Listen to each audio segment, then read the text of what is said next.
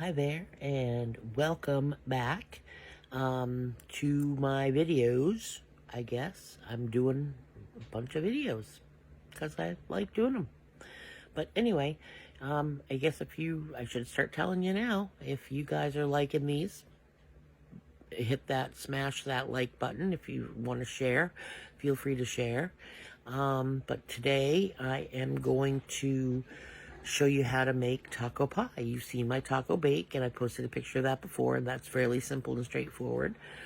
Taco pie is just slightly more involved, and so I'm going to show you what you can do to use your 1 pounder taco meat and stretch it a little bit further and be able to get maybe a couple of different meals out of it. And I'm going to show you how to make taco pie instead of a taco bake. And then, yeah, so here we go.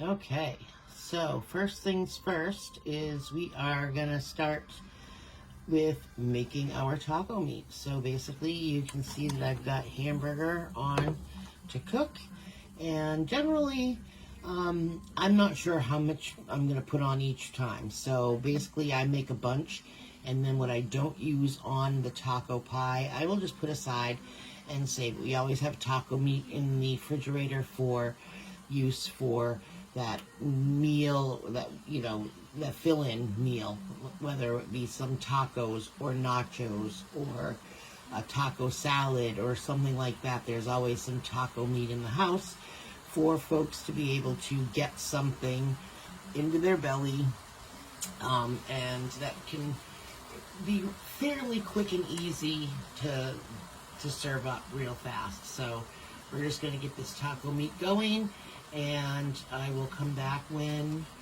the taco meat is fully cooked. Just going to stir my meat here so you can see what I'm doing. Get it all scrambled up nice.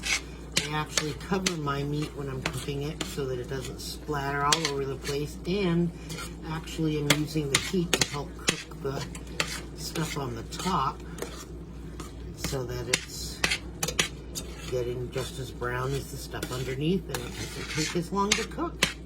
So if you don't cover your meat when you're cooking, that's up to preference, but I actually cover my meat so that I can stop on messes and kind of use my heat wisely. And stirring it around just to make sure I have it all browned, and then we'll be draining it and making our taco filling. Alright, so I've got 3.25 pounds of meat in this pot, and I've only got 3 packages of mix. So to get the extra little bit of flavor without having to open up another package of sauce or whatever, I actually am just going to add some of my salsa and put that in before.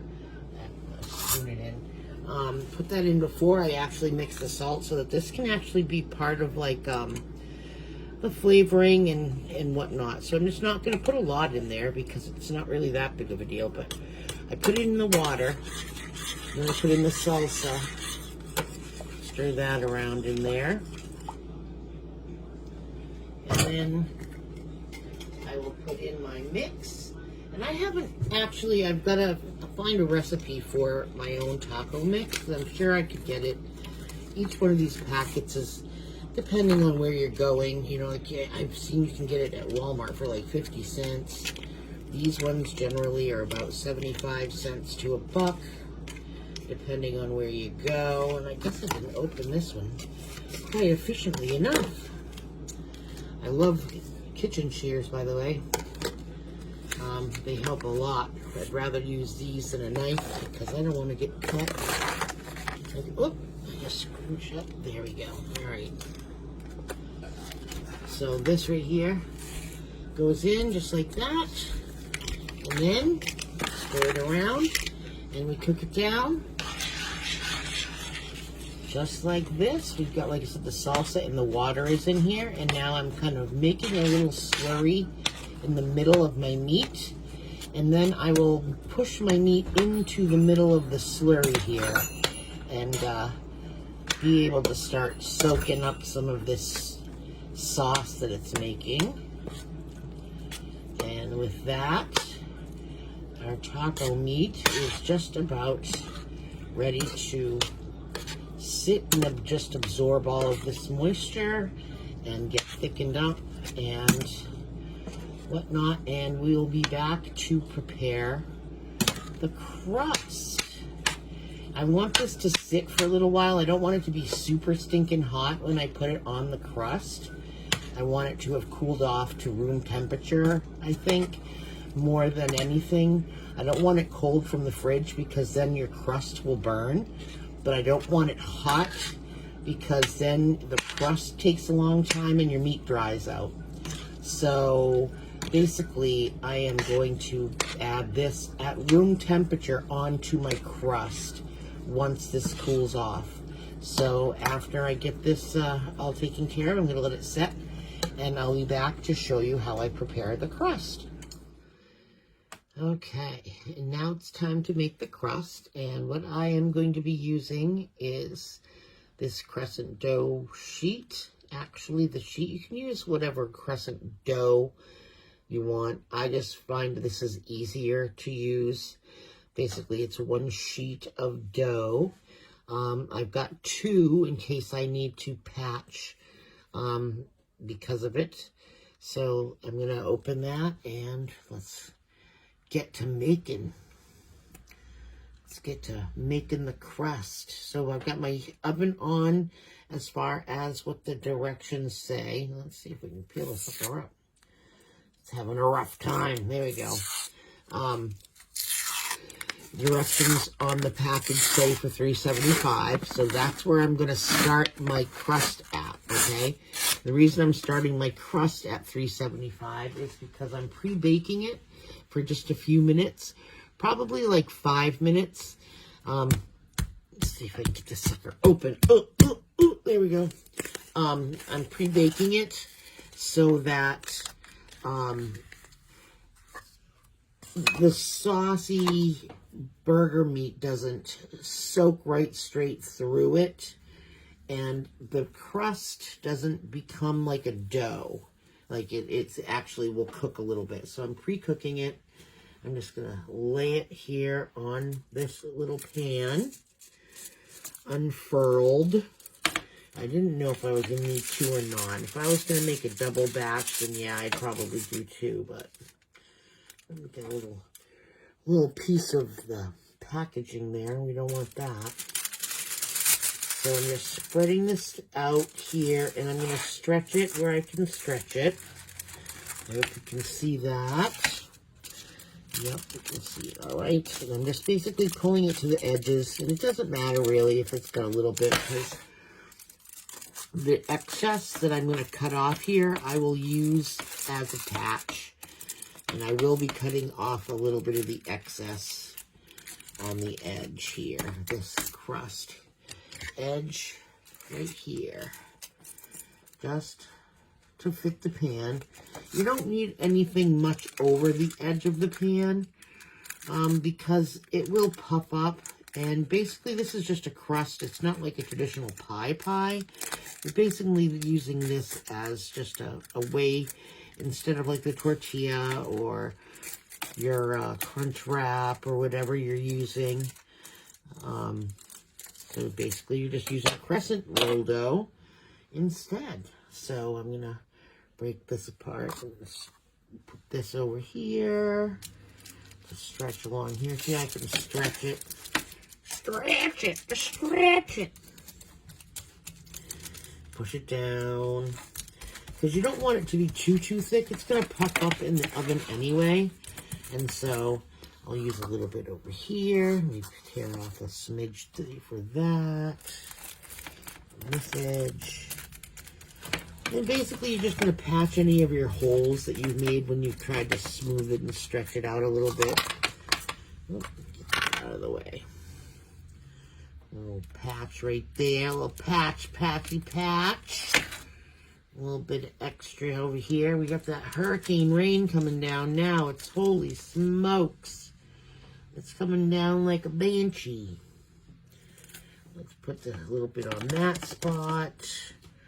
And a little bit on that spot. And a little bit over here. All right. So basically we've got our dough all spread out on this pan. And like I said, I'm going to let it bake in the oven for just a few minutes to kind of pre-par bake it a little bit, to give it a little bit of a crust so that the meat doesn't soak all the way through it. And then once I pull it out of the oven, I'll show it to you again, and then we'll put the meat on and cheese on and put it back in. Okay. As you can see, our crust has puffed up a little bit. Now that's going to go down, obviously, when I put some cheese on there and the meat on there. So I'm going to put a layer of cheese, just a sprinkling, just a smidge. And I'm using the Mexican style blend. I just don't have to put a lot underneath because they're going to be decorating the top of it too. We're going to be putting a little cheese on the top. And the meat before we bake it.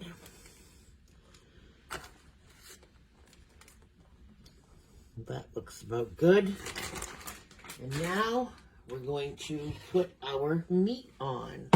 Now remember, we had this all cooked up. This is ready to rock and roll. So I'm just going to be sprinkling it on.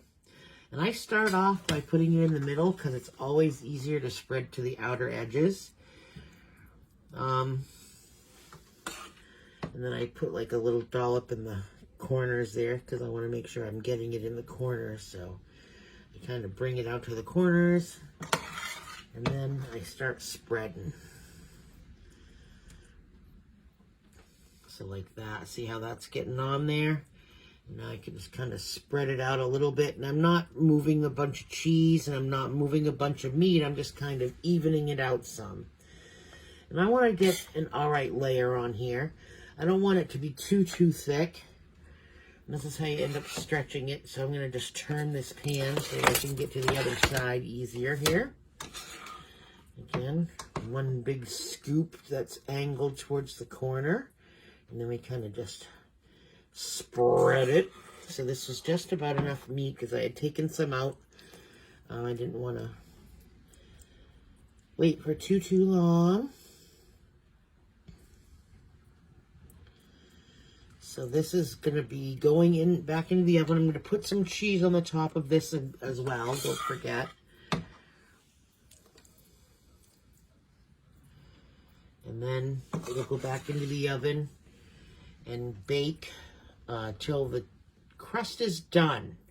And basically I'm just going to be paying attention now to the edges and making sure that it doesn't burn. I'll just take it out every once in a while to pay attention to it. I'm going to just use the rest of this meat because I think I kept out just enough. Sorry if I'm blocking the view with the pan there. And I know I made a little mess. That's okay. Spread this out good. Then we'll get some more cheese on it, and then we'll stick it back into the oven at 375 and wait for the crust to finish cooking and get nice and golden brown on the bottom and get that cheese melted on the top and get this meat heated back up a little bit. And so now you understand why I wanted that crust baked a smidge before going ahead. Let me get that meat off the stove before I put something in it, like a bag. Like my bag of cheese. Now this is just going to go back in the oven again, like I said, and cook until the cheese is melted and the crust is done and the meat is heated through. And then when we come back in the next clip, we'll have all of the goodies that go on top ready and waiting, like pico de gallo and salsa and taco sauce and lettuce and sour cream and all that good stuff. Kids like pico de gallo, which is like the onions and the peppers and the tomatoes. That's all seasoned and whatnot. All right, so that looks pretty good. And because we use the cheese all the time, I always have a big bag like this on hand, so I don't even know how much I'm using. I'm just looking. Whatever looks good to you, because cheese is a subjective matter. And they can always add more when they're ready to decorate their own. But that's what it looks like now, going into the oven. And like I said, I'll just keep checking on it and seeing what it looks like. See? Not too shabby looking. So that's going to go into my 375 oven. And I'm going to let it, like I put it in there for about 5 minutes to bake. And these things don't take very long. They only take about 10-15 minutes for the actual crusts, you know, like the crescent rolls to bake.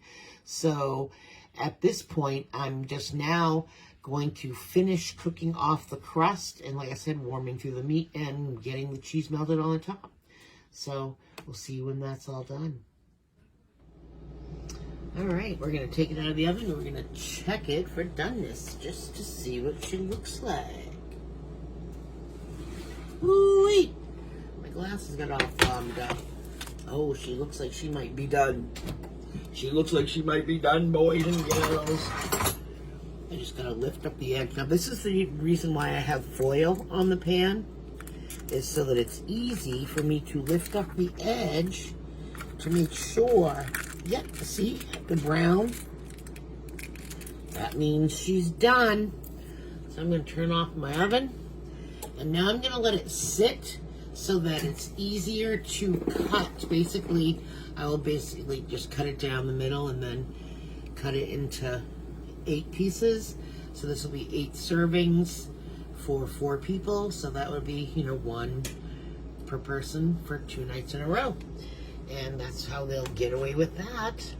I'm going to let it cool off, and then I'll cut it and serve it, and we'll put all the good stuff on top. All right, you ready for the taste test? Yep. All right.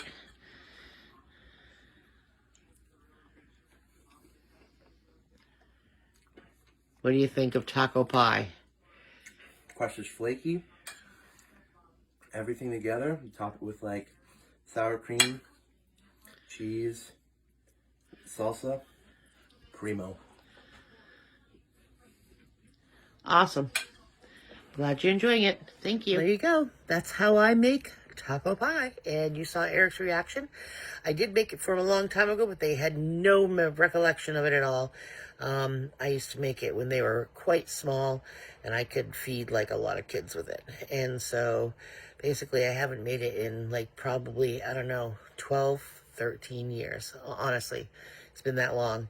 And it was before they actually had those sheets of crescent roll dough, so I was just using the actual crescent rolls and mending all of those little triangles together. So anyway, so that's taco pie, and I hope you enjoyed watching the video. And if you liked it, go ahead and smash that like, love button, and share the video.